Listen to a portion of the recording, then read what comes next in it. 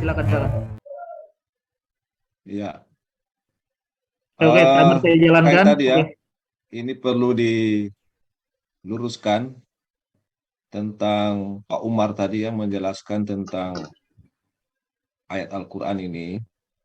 Ini padahal sangat jelas. Dari jutaan ribu umat Islam tidak pernah memahami bahwa dia yang menurunkan Al-Quran itu adalah selain Jibril. Ini sangat aneh. Saya juga baru dengar dari Pak Umar. Seharusnya Pak Umar itu malu memperlihatkan eh, ketidakmampuan membaca. Ya, katakanlah Muhammad, barang siapa menjadi musuh Jibril, maka ketahuilah bahwa dialah yang telah menurunkan Al-Quran. Mantap. Ya. Ini adalah Jibril dengan seizin Allah. Jadi bahasa menurunkan baik Jibril dengan Allah itu adalah satu jalan yang jelas. Jibril menurunkan menyampaikan Al-Quran ini kepada Nabi Muhammad atas seizin Allah. Ya. Itu jangan ditutup mata sebelah membacanya. Jadi ini jelas, jangan ditunjukkan cara membaca yang salah. Karena umat Islam pun bisa membaca dan tidak ada pemahaman seperti Anda.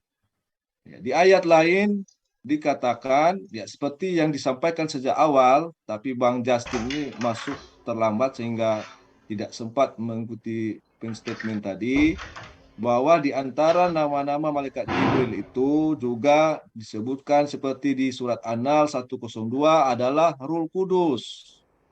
Nah, Ruhul Kudus inilah yang memperkuat Isa Al-Masih dan para nabi lain sebagainya. Jadi bukan Trinitas seperti si Erben yang menuankan Roh Kudus ya. Jadi jangan ajarkan umat Islam tentang terkait siapa Jibril dan Roh Kudus. Akidah tauhid Islam tidak ada pertentangan, tidak ada perbedaan dalam akidah ini.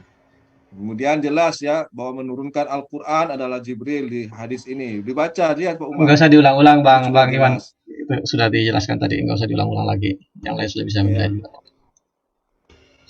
Jadi Pertanyaannya Bang Iwan aja, itu pertanyaan Bang mungkin Iwan yang aja. bisa ditegas kembali ya terkait dengan malaikat Jibril ini. Tidak ada pertentangan di umat Islam.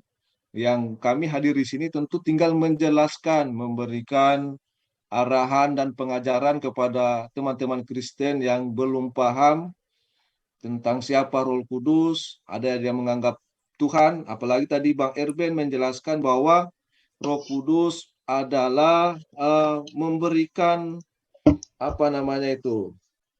karunia, juga memberikan kasih. Nah, ini juga pertanyaan, yang memberikan kasih ini Roh Kudus atau Yesus?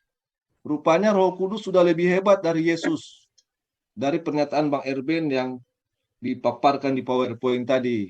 Jadi itu silakan dilanjutkan. Oke, saya menanggapi tadi yang disampaikan saya anggapi yang disampaikan Pak Umar itu. Saya nggak tahu dia dari mana ambil aplikasi dia tampilkan tanpa tanda baca ya. Tanpa tanda baca, sedangkan saya lihat di tempat saya ini ada tanda bacanya semua ya. Kalau tadi itu seenak perutnya aja dia ngomong-ngomong begitu. Makanya benar kata Bang Ikhwan, memperlihatkan ketidakmampuannya dalam membaca. Ya, mohon maaf Pak Umar ya, mungkin karena begitulah, karena Anda tadi terlanjur ngomong malaikat itu calo, jadi begitulah, ditutup kemampuan Anda untuk membaca.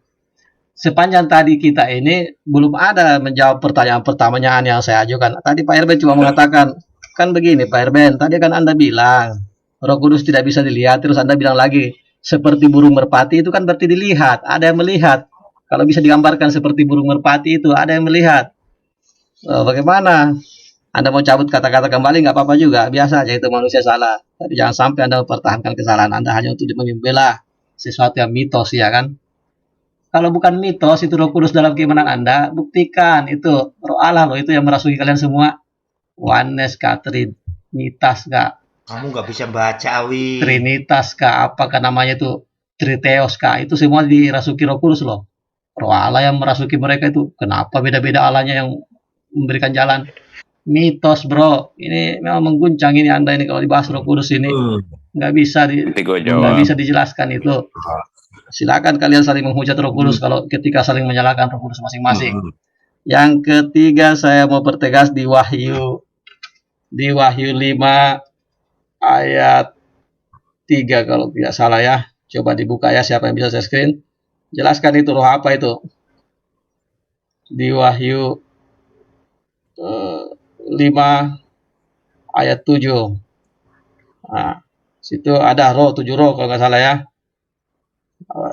Nah, silakan itu. Wahyu 5:6, aku melihat di tengah-tengah tahta dan keempat makhluk itu, dan di tengah-tengah tua-tua itu berdiri seekor anak domba seperti telah disembelih, bertanduk 7 dan bermata 7. Itulah ketujuh roh Allah yang diutus ke atas bumi. Nah, itu roh apa lagi tuh? Wahyu berapa? Wahyu 5 Wahyu ayat berapa? 6. Nah, nanti jelaskan itu. Jadi ada 3 tadi poin yang saya, apalagi pertanyaannya Bang Iwan tadi belum terjawab dari sejak pertama itu aja ditanyakan, tidak bisa dijawab sama sekali.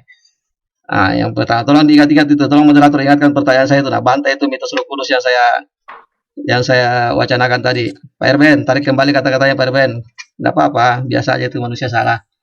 Silakan Pak Amir atau Bang Tristan kalau masih ada waktu. Bang Tristan aja. Bang. Nanti aja terakhir aku.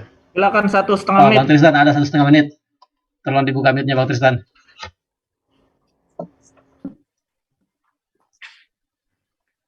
Bang Tristan. Kalau saya siapa lagi yang saya mau pertanyakan, itu pertanyaan tidak jawab-jawab juga kok. Apa Amirli aja, Amirli itu pinter. Ya, gini. ya silakan, ada yang orang Terkait pintar tadi. dengan kalau kami sebagai umat muslim terkait dengan Roh Kudus, Ruhul Kudus itu tercatat di dalam Al-Qur'an. Gitu.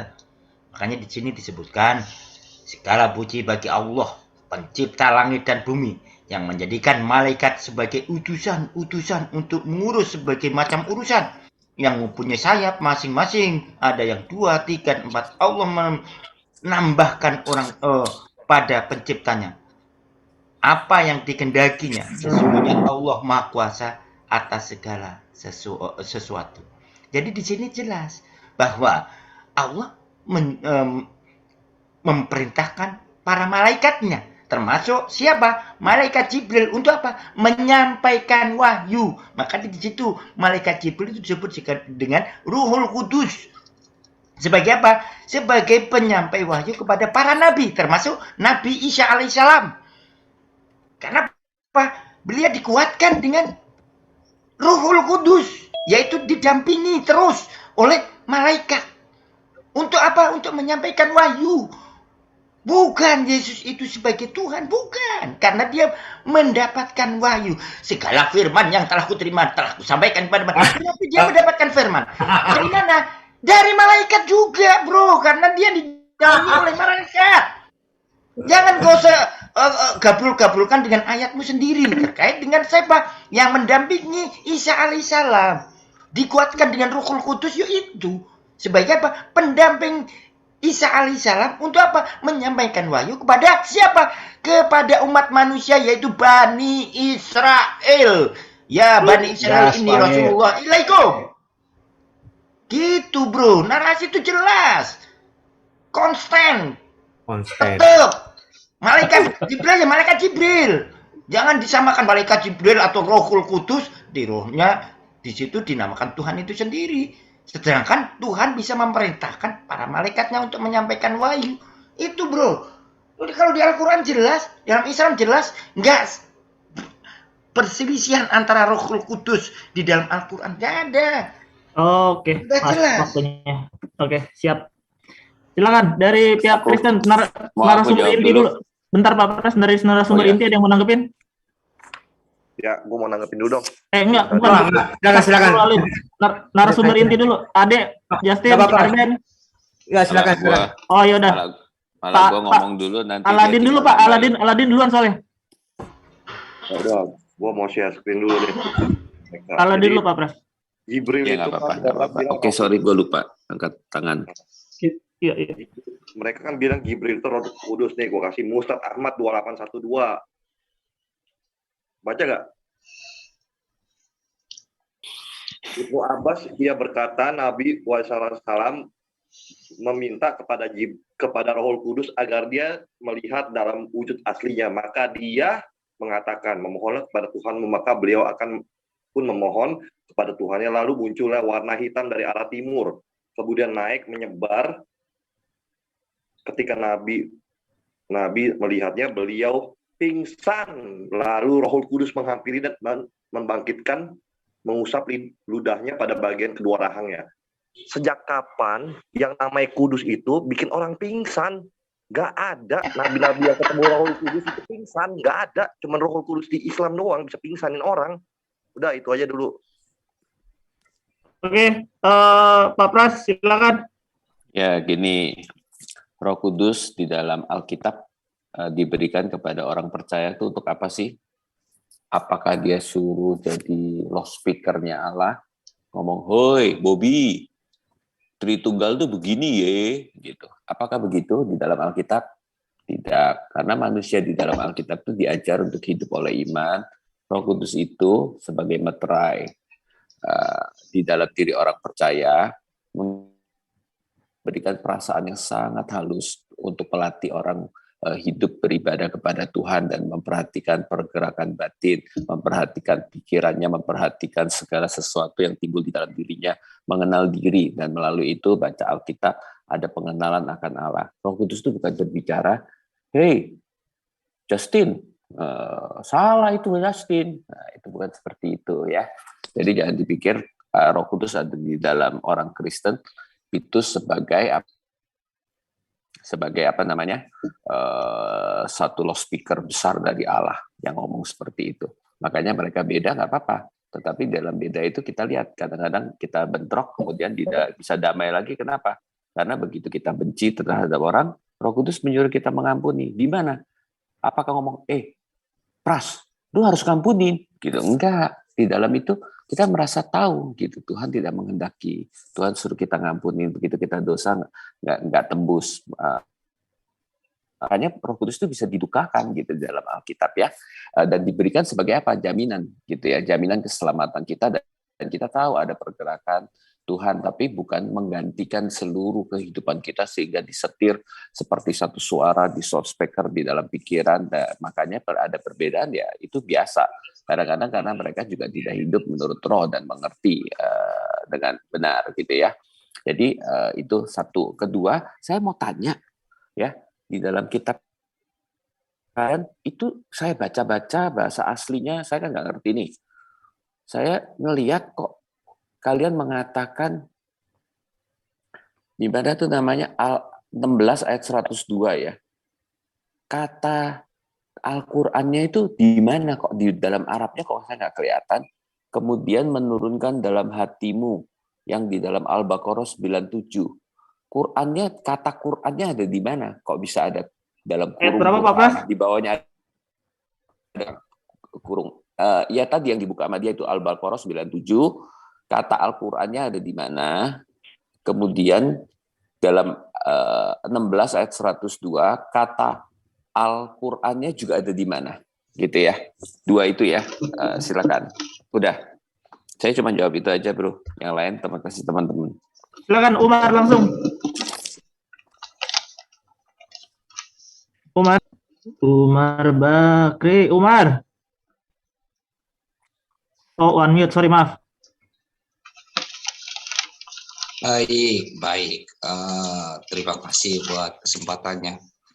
Memang Umar harus bersabar ya, harus berusaha untuk sesabar-sabarnya untuk mengulang-ulang kepada rekan-rekan dan para pendengar yang mungkin sudah di brainwash, dicuci otaknya untuk mengkultuskan sesuatu yang salah. Nah, itu konsekuensi daripada terjemahan itu. Kalau kita melihat, belajar, tadi mereka meng-ad hominem daripada Umar yang tampan di antara mereka, mengatakan bahwa Umar buruk dalam pembacaan. Justru mereka bad reading comprehension, sesat pikir. Nah, kalau kita belajar subjek, predikat, objek, keterangan, ya, di situ subjeknya adalah barang siapa yang memusuhi. Nah, terus kalau kita melihat ada kata dialah yang menurunkan. Siapa yang dia yang menurunkan di situ? Tentu subjek yang disebutkan, barang siapa yang memusuhi. Nah, kata Ikhwan tadi, dia coba untuk mendustai kita semua bahwa tidak ada yang menurunkan selain daripada Jibril, ya kan? Lalu bagaimana dengan As-Suara 192 yang membantah pernyataan dia? Ternyata Al-Quran diturunkan sebenar-benarnya oleh Tuhan semesta alam. Apakah Tuhan semesta alam itu Jibril? Tentu mereka akan menolak. Justru ini yang membenturkan ayat mereka, mengkontradiksikan ayat mereka. Kalau mereka tidak melihat apa yang Umar nyatakan dengan sebenar-benarnya. Lalu perihal tentang yang Awi sampaikan dengan pernyataan tarik kayak tarik celana dalam, ditarik celana dalam berwarna merah. Nah, itu tidak perlu karena Umar tidak pernah mengatakan malaikat itu adalah calo. Tidak pernah, silahkan dibuka. Ini adalah fitnah yang paling keji yang disampaikan oleh Awi. Umar mengatakan bahwa Jibril adalah maklar. Kalau kata maklar itu adalah perantara. Apakah mereka menolak bahwa Jibril adalah perantara? Justru mereka yang menghujat kalau mengatakan bahwa Jibril bukan perantara. Jadi Umar harus berusaha dengan sabar.